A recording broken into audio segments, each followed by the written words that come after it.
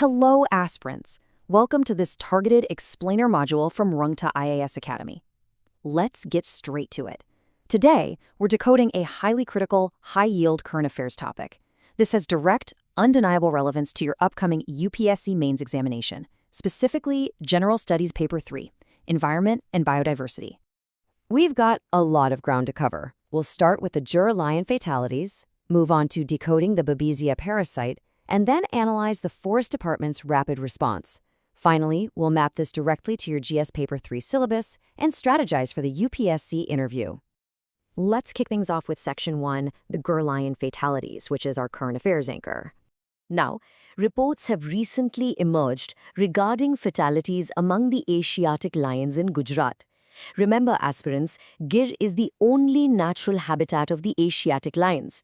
There's literally no backup population in the wild, so any ecological disturbance here is absolutely a high priority issue for your exam preparation. Right, and a rigorous breakdown of this fatality data is absolutely crucial. You have to separate the facts. On one hand, 2 lion cubs tragically died due to a suspected Babesia infection. But on the other hand, 3 other adult Asiatic lions died in completely separate incidents. Those were linked to natural causes and territorial infighting. As aspirants, you must explicitly distinguish between parasite victims and those lost to natural interlion conflict. Precision is key here. Please, do not merge these numbers in your mains answers. Moving to Section 2, decoding the Babesia parasite, our core concept.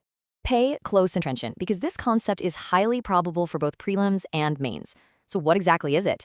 Babesia, pronounced Babesia, is a tick-borne parasite that affects wild animals. For the exam, you need to lock in the exact symptoms. It essentially leads to severe weakness and severe respiratory distress in the affected animals. Keep those keywords in mind. Exactly. And understanding this illustrates a very common trap for students. There's a massive critical difference between isolated cases linked to ticks and a widespread viral outbreak. The Forest Department has explicitly ruled out a viral spread. When you're writing your mains answers, you have to avoid sensationalized, factually incorrect statements about some sort of viral epidemic. Stick strictly to the verified facts. To reinforce that point, let's look at the official statement. Forest Minister Arjun Madhwadiya clearly stated, and I quote, "The deaths were isolated cases and there was no indication of any widespread disease outbreak in the Gir landscape." As future administrators, this is how you must critically analyze official statements. Using them helps maintain that administrative neutrality in your responses, rather than adopting an alarmist tone.